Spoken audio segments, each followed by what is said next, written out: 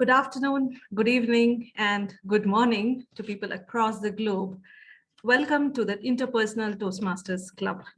And we have a very interesting theme today, which is resplendent, which is shining brightly, spring fling. And to help us drive this meeting today, we have our Toastmaster of the day, DTM Susan. Toastmaster Susan, the stage is yours to take over. Thank you, Madam Sergeant at Arms. Well done. Today, we are going to explore a very lovely topic, very near and dear to my heart. But before that, I'd like to go over the agenda and first welcome our grammarian. Jim, would you please provide us with the word of the day?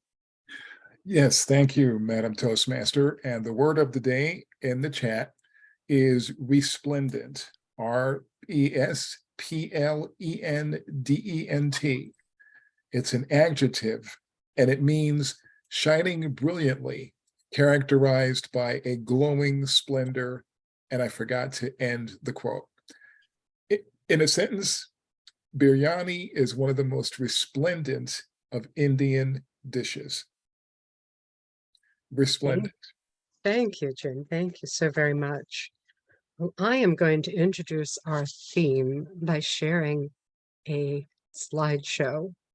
And we now know that spring has sprung.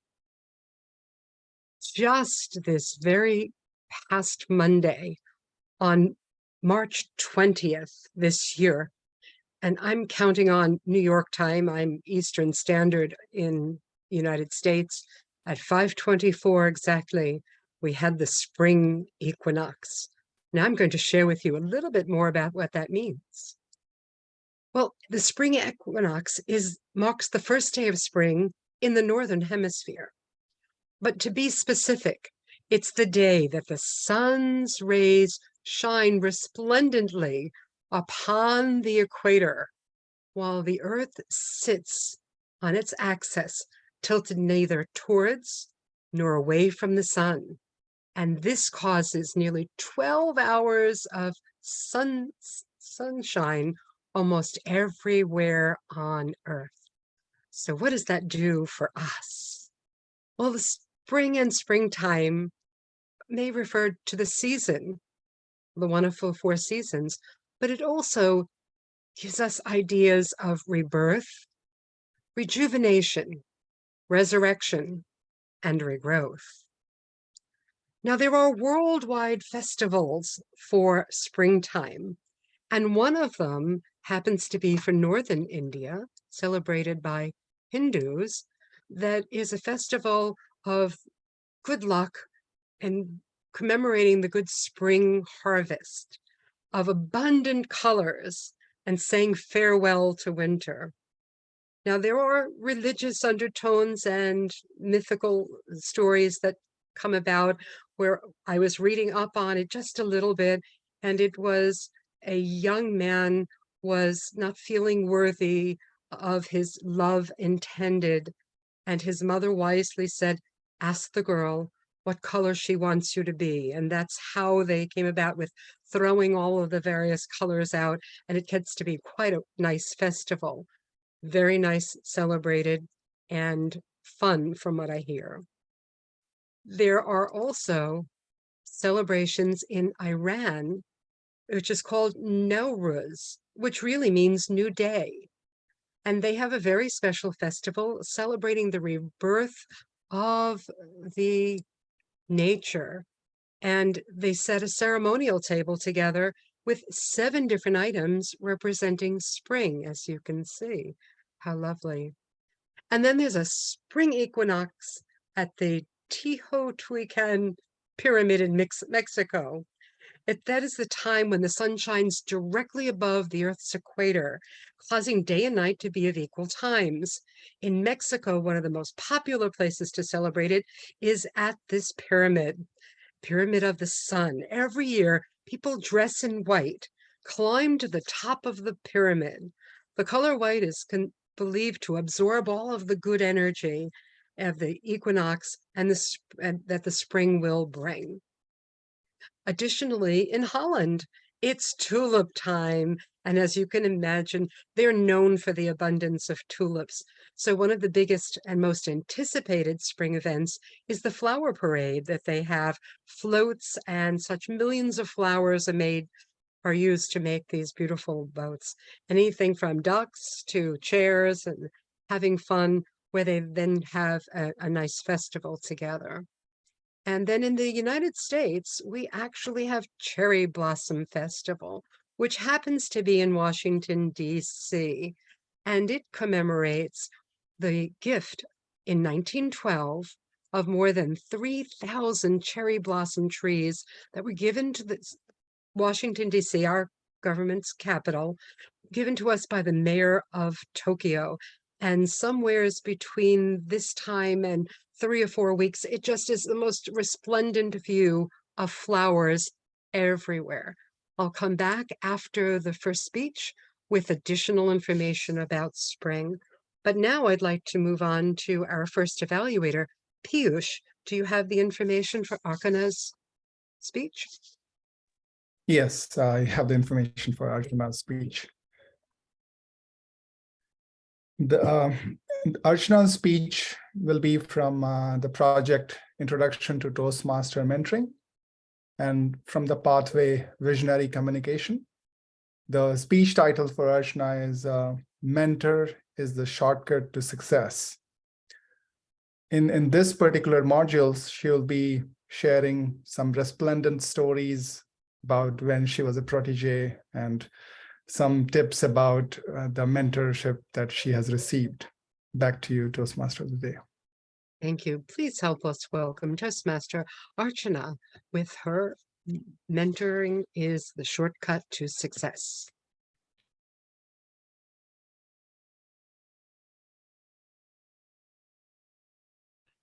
Do you think mentoring accelerates your success? If you think so, please put a thumbs up or some emoticon using the web online meeting. Please show a gesture. If you agree with me, or do you think what a mentor does he accelerate your success? Awesome, I see some reactions. Yes, in my life, it has been a combination of mentorship and also coaching, which has accelerated my growth so far. Let me tell you that till 2020, I was thinking that mentor and a coach are synonyms. That's how I have learned so far. Be it in an educational institute or be it an organization, when we join, usually a mentor is assigned with the new member. And the mentor is a person we usually approach for everything, be it for guidance or even for the solution. So I've always thought mentor and a coach are the same.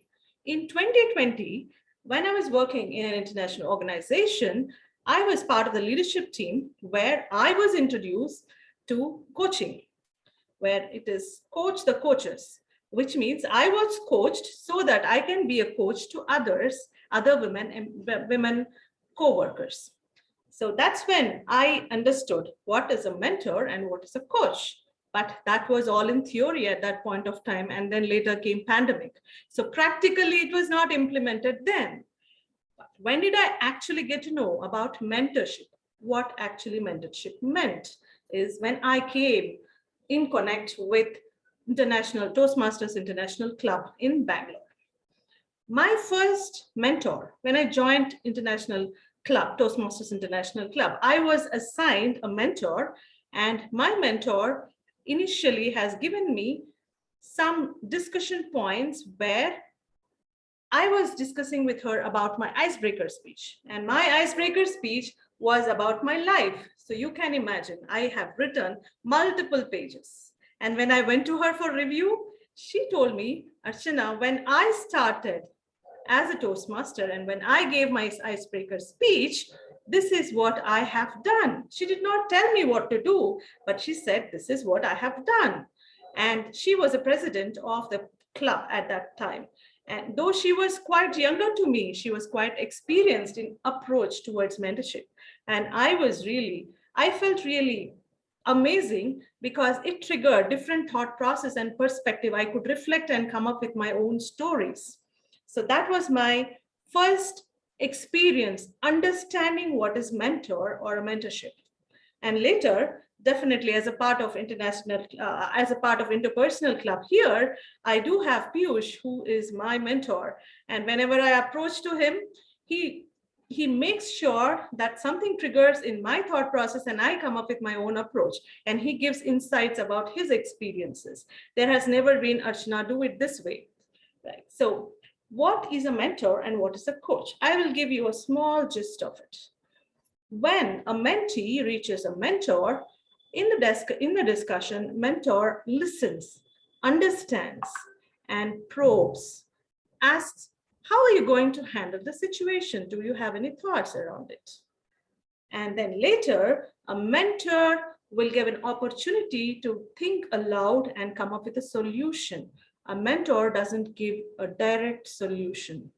In fact, mentor transforms the mentee into blossoming future. And when it comes to a coach, when an individual approaches a coach takes up the responsibility of nurturing the individual, sets goals, and ensures the individual achieves the goal. In fact, the coach provides step-by-step approach and complete information. So this is what I have understood as the difference between mentor and coach. Now, when I say that I have understood this concept in 2020, it does not mean that I was not part of it throughout my life journey. Now, I reflected back and thought, in my life journey, did I really have any mentors or coaches? That's when I realized my parents have been my mentors. When I was studying, my parents never taught me, sat next to me or taught. They in fact gave me guidance, but once my dad said, time and tide wait for no man. And whenever I think about that in a situation, it is eye-opener. So in the similar lines, once in my organization, one of my senior leader has, when I approached to her with some challenges, she has told me, Archana, challenges are blessing in disguise. That was an eye-opener. Definitely a mentorship or a coaching needs multiple discussions when we come out to a complete solution of the picture. However, these small indications help us have a huge impact in our lifetime. Let me tell you, not just individual, even communities we can have mentors as communities as well. For example, in my life, I have Art of Living NGO, which is yoga, meditation, and it does social service. So there I have learned a lot and transformed my life. Similarly, productivity coaches, 10x productivity coaching, Toastmasters international coaching. So these are the areas where I had mentors who transformed my life. So this is my little story about how mentors impacted my life. So what stories do you have in your life with your mentors? Thank you. Back to you, Toastmaster of the Day, Susan. Thank you. I'm just trying to remove the spotlight. We tried to make that convenient for you. Back to our theme. Since Catherine is not here, I am going to go directly back into my theme for the spring celebrations. And we are going to go back to, we left off here.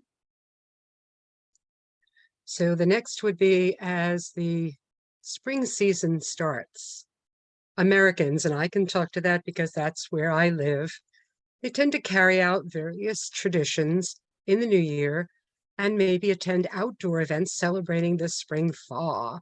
And there are times when those little crocuses will creep through the last spring snow. Not too much of that so far on the East Coast this year. And I'm in Florida, so I don't see it at all. But these little lovely crocuses were really that first little hope of spring. Now, we as Americans may tend to rejuvenate our homes by spring cleaning.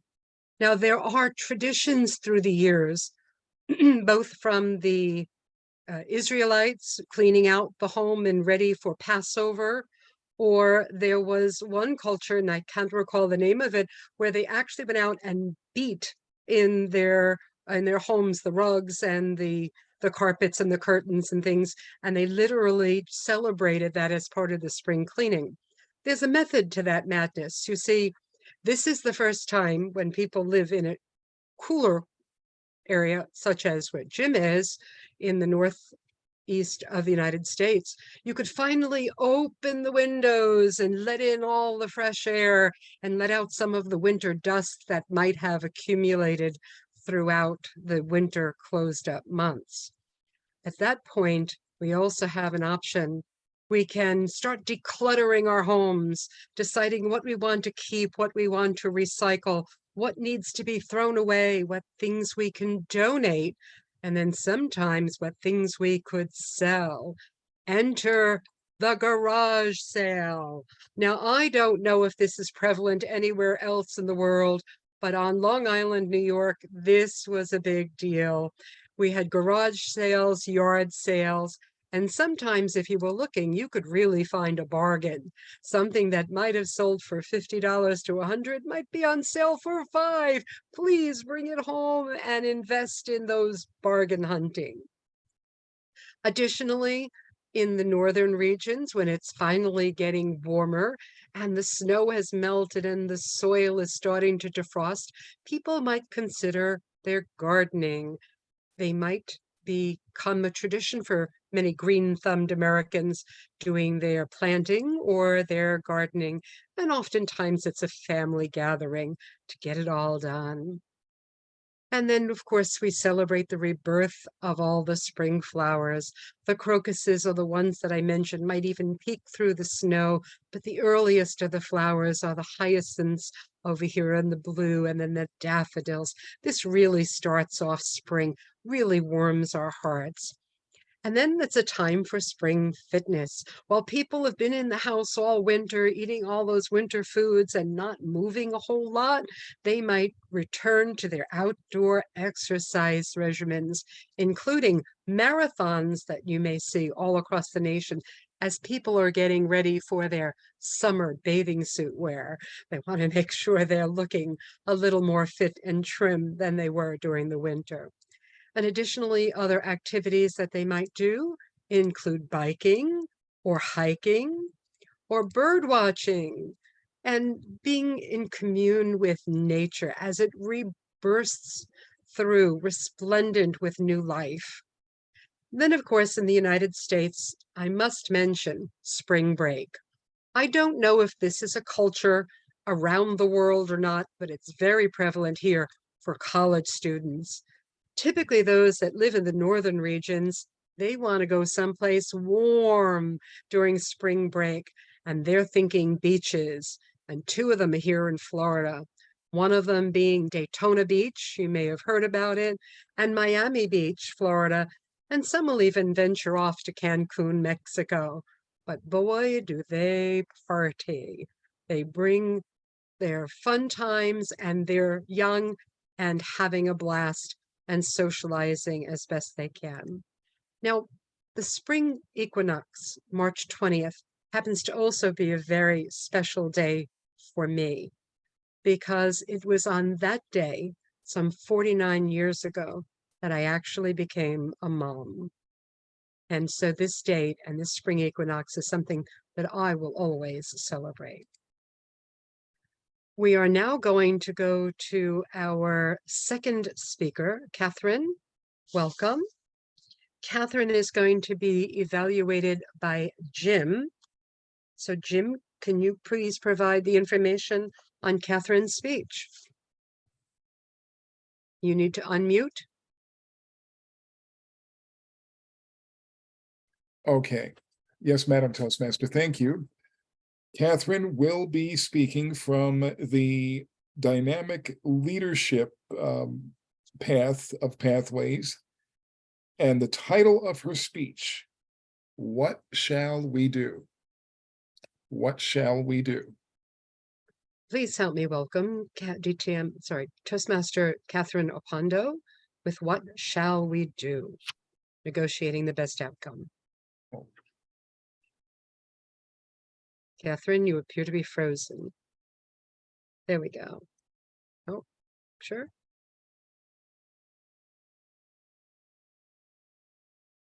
You are back. You need to unmute. Can you hear me? We can hear you now, Catherine. Yes. we can. Okay, thank you. Have you heard about one of the world's greatest musicians known as Oliver Mutukudzi from Zimbabwe? He sang a song titled, "What Shall We Do?" Thinking about his lyrics of the song referred to the scourge of HIV/AIDS that ripped most of the African countries and the rest of the world. But when he sang that song, he asked questions, what shall we do then? When I listened to those lyrics, Toastmasters and guests, I thought about many times when I've had to negotiate my way through many relationships and through my path as a leader, as a mom, and as a community worker. Having 2 toddlers was such a joy. Raising them as toddlers was hard work. If you don't believe me, think about a mother in a supermarket with a child who refuses chips and candy. That was my story with my 2 little ones in one of the greatest shopping malls in Kenya called Westgate. I had a go at sitting and negotiating with my 2 toddlers. Apart from just giving them the moral reason why they couldn't have candy, I also had to make sure that I understood their need to stay in the store, to show them the reason why they couldn't have more than what they had as candy. Toastmasters and guests, if you want to learn how to negotiate, watch a mother negotiating with a toddler who has made a tantrum just like mine. At some point, I reached the limit.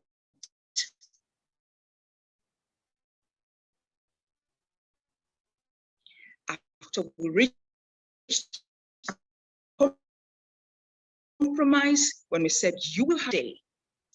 At that moment, after negotiating, finding that I could lose and you could win, or you could win and I could lose, I decided we have our value system. At that point, I remembered I am the mother, I am the parent. I had to raise my standard. I carried one on my hip.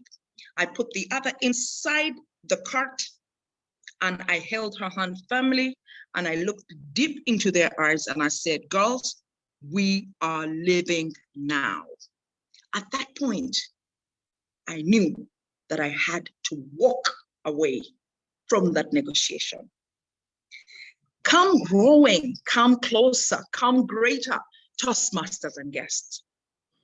When I had to walk into the marketplace and negotiate with my seniors to whom I was reporting.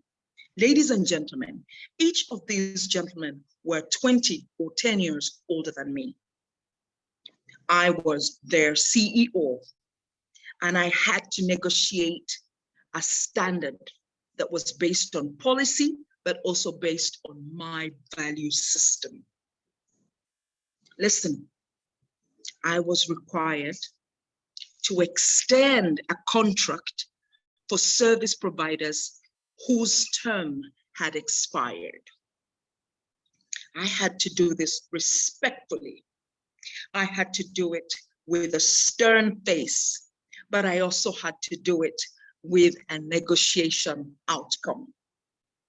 When I learned that to negotiate doesn't necessarily mean having my way or having their way, but it means bringing to the table conversations and reason.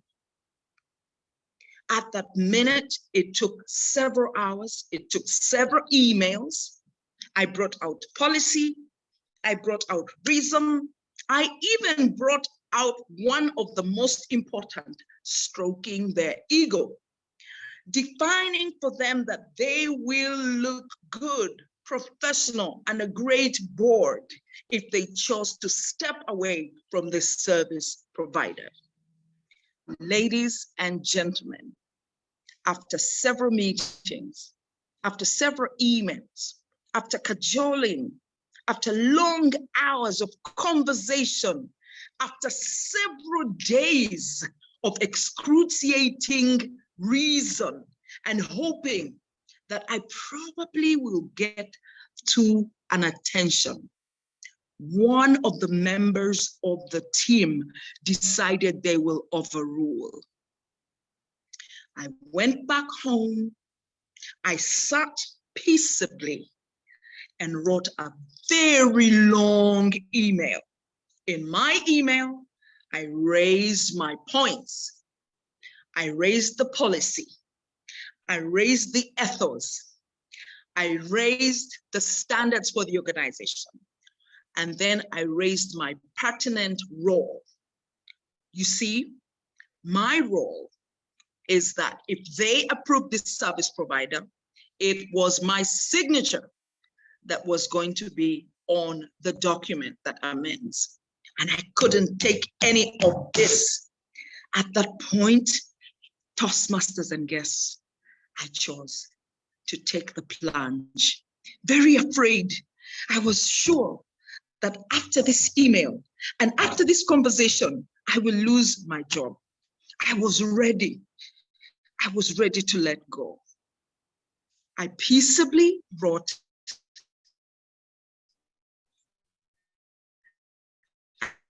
and I said, I will not from the board.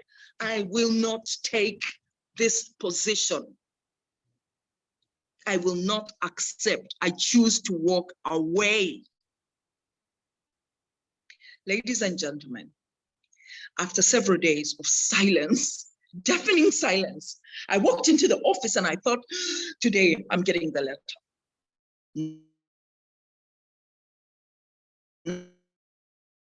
Nothing. Next day.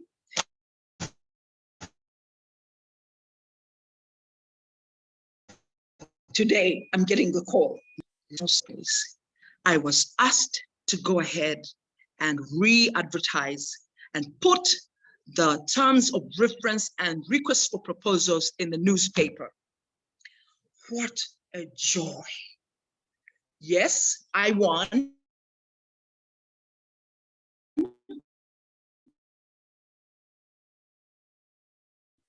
But I think the principal one, negotiating. I had the opportunity to meet ladies and women in a movement called Project for Girls, or Girls for Girls. And in this Project Girls for Girls, we learned about negotiating. And we learned that negotiating not necessarily means you win or they win or both win or one loses. It simply means that you did not leave anything behind. You brought everything to the table. You brought all reason to the table. You managed to negotiate and bring conversations that bring logic, that the decision was made not without information. I implore you, I submit to you, choose to negotiate all the time, irrespective of whether you're dealing with toddlers or you're dealing with your seniors, or you're dealing with your fellow Toastmasters and guests, or when you're dealing with a spouse. Negotiation means that we bring all reason to the table.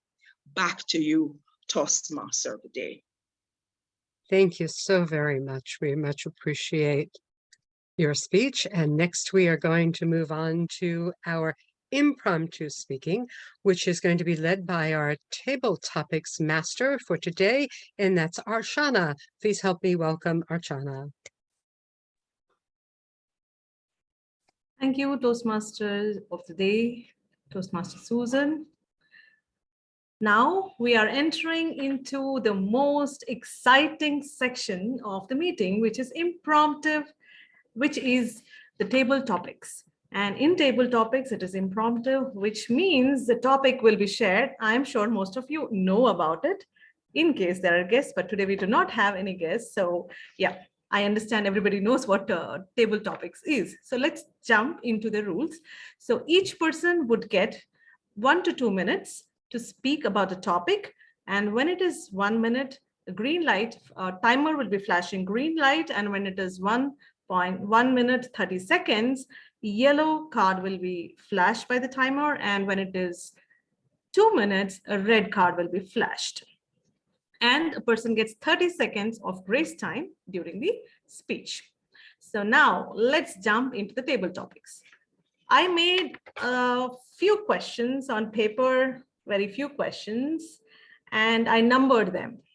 So I want one of you to volunteer and tell me which number from 1 to 8, pick one number and I'll tell you the topic. Can somebody volunteer? Awesome. So Jim, what is your number? Which number would you choose from 1 to 8? I choose number 4. Number 4. Yes, awesome. This is a very simple, sweet, and you can elaborate. What's your favorite season and why? What's my favorite season and why? I would say the fall season is my favorite season. One, because my birthday occurs during the fall, right after Thanksgiving.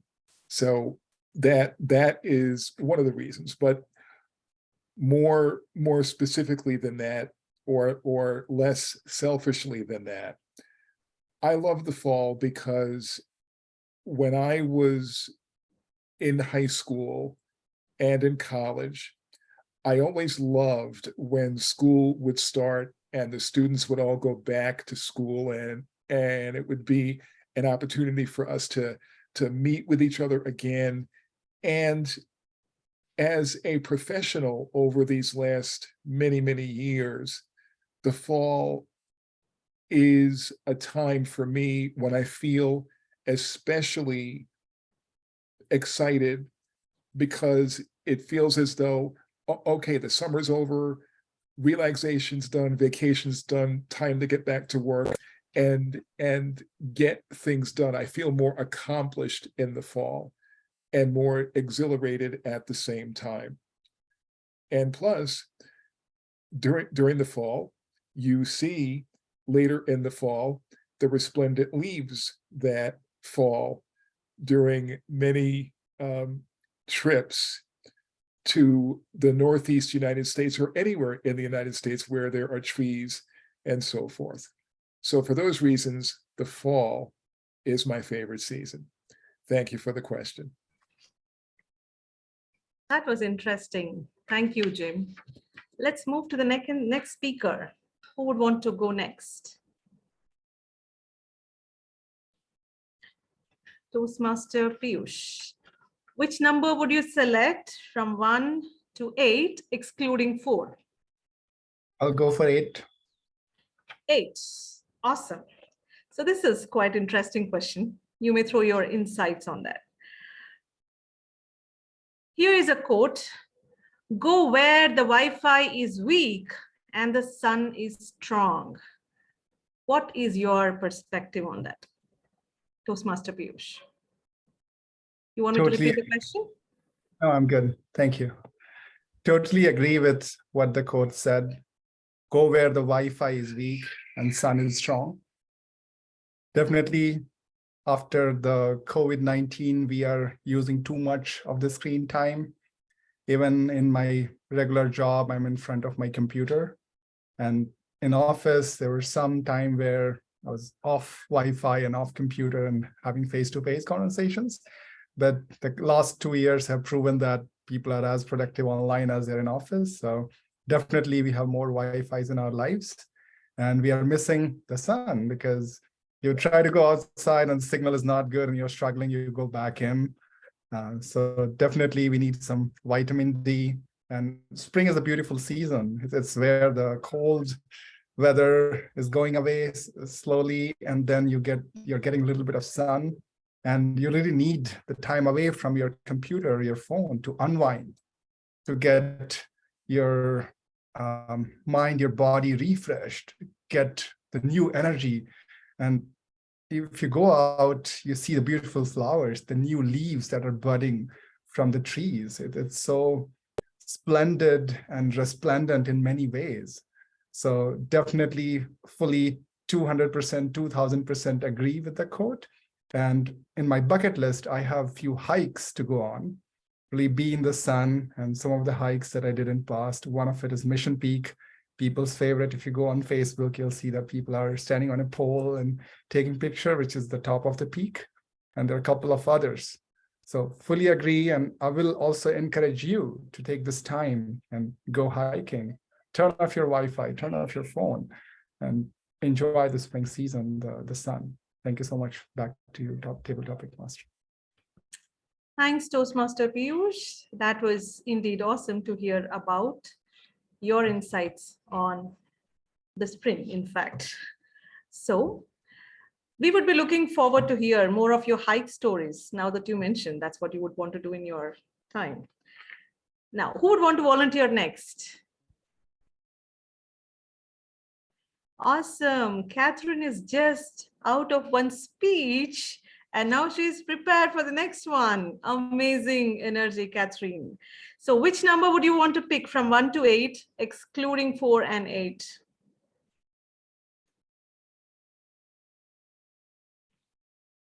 I see Catherine's screen is frozen. Is it me or everybody sees the same?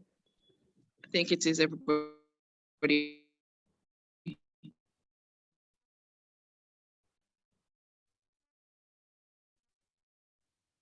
Catherine, your voice is breaking. Yeah, I think my Wi-Fi might be weak. Number 3, can you hear me? Yes, yes. All right, here we are with your question. Here I am with your question, in fact. What is your spring celebration, your spring vibes? Thank you. The last time I attended a spring was in March 2022. It was in Washington, D.C. when I got to see the beautiful flowers and blooming plants called the cherry blossoms. It was one of those spring days that didn't quite spring up. The month of March is expected to really be vibrant, but for some reason, March, Washington, D.C. 2022 was a little bit gloomy and a little bit sad. But for some reason, on the 19th of March, that's the day my brother was getting married, we saw the cherry blossoms come out. And we went out to the park and I saw how beautiful the spring really looks. I appreciated that so much because I come from Africa where it's spring all year round. But also I live in Malaysia, which is almost spring all year round. So you don't have to worry about the flowers not sprouting or the seasons remaining dull. It's really bright and sunny every morning. I get out every morning to walk close to the plants, smell the plants. And my why, or my spring why, mostly relates to the mornings. Every morning when I get up, there's a smile on my face. I'm one of those good morning people. I wake up with high energy. I literally wake up with a smile on my face, be it a good day or a bad day, be it a good season or a bad season. And so with the attitude that I have every morning, that's what my spring really looks like every day. I get up and I'm just so happy to be alive. I'm just so happy to get up and move. I'm sure the demons that hate me, they must be cringing when I get up in the morning. I'm like, she's right there up again and excited. So that's my spring. I'm privileged to be one of those morning people who rises up ready to give the day the best. And I'm thankful for such an opportunity. Back to you, Table Topics Master of the Day. Awesome. Toastmaster Catherine, I can see the spring vibe and the smile that brings on your face. Next, who would volunteer next? Please, Toastmaster of the Day, can you please tell me if we still have time or do we conclude on table topics? I think we should conclude because it is now 15 minutes after the hour and we do still have 2 evaluations to do. But thank you for asking and thank you for such wonderful questions right in the theme of what we were doing today. So thank you very much, Archana. And thank you for stepping in just at the 11th hour. We appreciate that as well. Next, Thank you for giving me the opportunity for table topics. I enjoyed it. Thank you. Thank you. Next, we are going to go to the portion of our Toastmaster meetings where we get our feedback, immediate feedback, confirming what we've done well, and then learning opportunities for growth. Our first evaluator is going to be Piyush, who is going to be evaluating Archana. So please help me welcome Piyush. Thank you, Toastmaster Desh, Susan. Archana, you had very little time. I know there was an Indian festival, Ugadi, and you have very little time to prepare, and yet you have come up with such a good speech. I love the content. I love the structure. You have gone through your module that showed in your content. It showed that you have good knowledge of the subject. I also heard very good clarity in whatever you said, so there was no issues there. I also noticed use of body language. You're using hand gestures, like one of this, one of that, and it was kind of opening up your body, which shows confidence. So that was pretty good. You asked questions. So when you started your speech, you asked a question about mentorship. Asked us to show symbols, emojis, and stuff.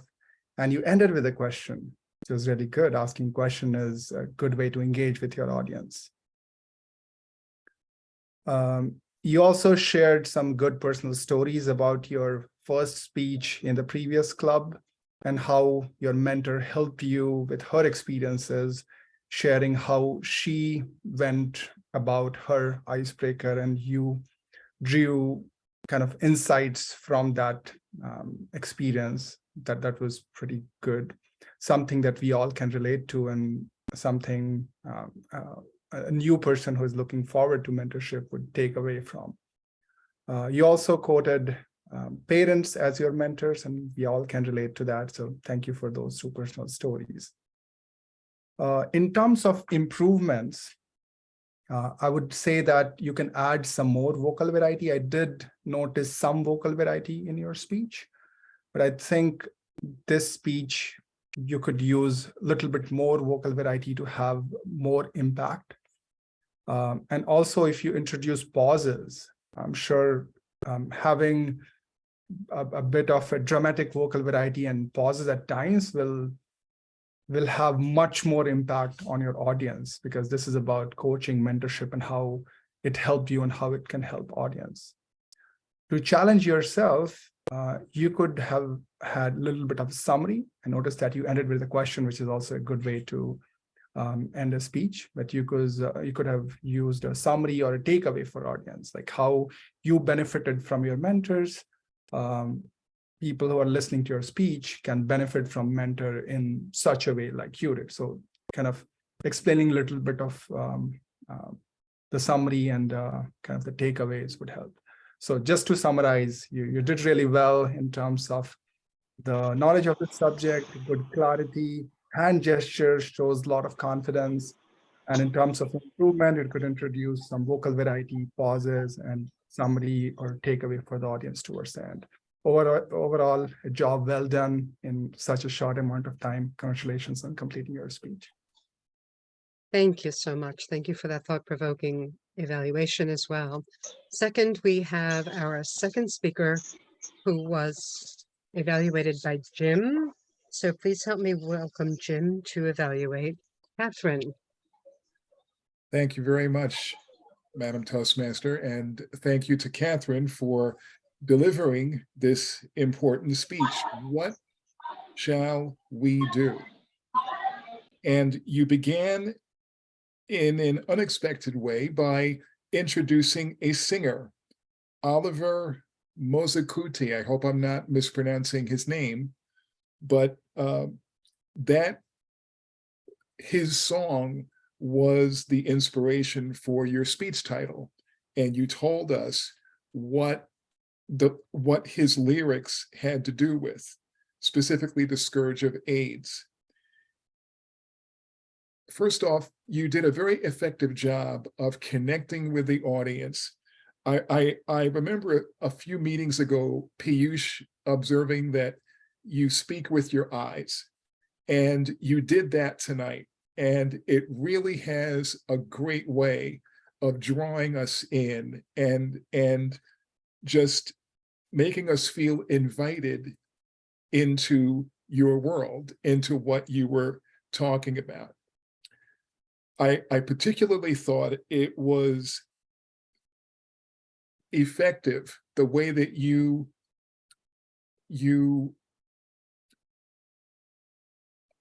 related negotiating to being a parent. And you mentioned one example of when you were at the Westgate shopping mall in Kenya, and how negotiating with children is really one of the most basic and understandable ways to understand what negotiation is about. And then you went on to articulate certain concepts of negotiation, policy, ethos, setting a standard, things of that nature. And you went into your own experience at your job. You also ended very interestingly with the project Girls for Girls, I believe it was. So through those experiences, you gave us credible examples from your life of how negotiation has really made a difference for you personally and professionally. A couple of suggestions for improvement. Given the songwriter, if you could spell his name out, because sometimes African names are such that we want to make sure that we're pronouncing it right. And if we know how to spell the name, we'll have a better chance of pronouncing it correctly. One other suggestion is that to these ears, when you were talking about the high stakes negotiation at your job, it seemed a little difficult to follow. I think it might have been better to use that example if you make a longer speech, like if you have 8 to 10 minutes instead of 5 to 7 minutes or something along those lines, because it was a very important time in your life and so forth. And I think it deserved a little more time to flesh more things out. The Girls for Girls negotiation, I think that might have been better for you to flesh out in a short speech like this, because it seems that relating negotiation to parenting is something that's it's easier for people to grab onto and to readily understand. So those are two of the examples that should you give the speech again, and I hope you will, those are just two suggestions I might have for improvement. But overall, an outstanding job, and thank you so much for giving us your speech tonight. Thank you, Jim. Much appreciated. We give our evaluations because we care about one another's learning and growth. Appreciate that. Next, we're going to hear from the functionary roles. And we did not have an ah counter today because Jones was not able to join in. So we're going to go to our grammarian first. Jim, please let us know how we did on our word of the day and our use of grammar. You need to unmute first. The word of the day was used several times by Susan, I heard, I believe Catherine as well. And let's see, who else? Archana. Um, I think Archana and Piyush also. okay, right, okay, very, yes, it was used by Arjuna and Piyush as well. Yes, and it sort of fit into the theme. We had we didn't get together before the meeting to say what our theme was going to be, but it just seemed to just flow together, the word of the day with the theme and everything. So it was, yeah. In terms of usage, well, Spring lends itself to colorful usage of language, and we had no shortage of it here. The idea of spring cleaning and things of that nature, and gardening. There were very few filler words that I heard people say, and I also there were no obvious problems in terms of word or grammatical usage. Overall, a very solid job by everyone. Thank you. Thank you kindly. Appreciate that. We are now concluded with the grammarian's report. We're going to go to the timer's report. Grace, could you please tell us how our speakers did on timing? What a wonderful and resplendent meeting that we have with the topic on spring. And so here is my report as your timer. For our prepared speeches, our first speaker, Archana, her speech is 6 minutes and 34 seconds. But our second speaker, she was kind of overboard with her speech tonight, and she went on at 9 minutes and 2 seconds. For our table topics, I think everybody was able to be on a 1 to 2 minute timings. Jim had his at the 1 minute and 45 seconds. Piyush at 1 minute and 52 seconds. And Catherine at 2 minutes and 19 seconds, which is still okay. For our evaluation, Piyush did at 3 minutes and 16 seconds, and Jim went a little over 4 minutes and 33 seconds. But overall, it was okay. And that is my report. Back to you, Madam Toastmaster. Thank you. Even withstanding a little going over, thank you to our table topics master for recognizing the time, and we are right on time for our meeting. The best we can do is start on time and end on time, and we were able to do that with very minor waiting in the beginning for our one speaker to get here. But other than that, fantastic meeting. Thank you all. I am now going to stop the recording, and then we will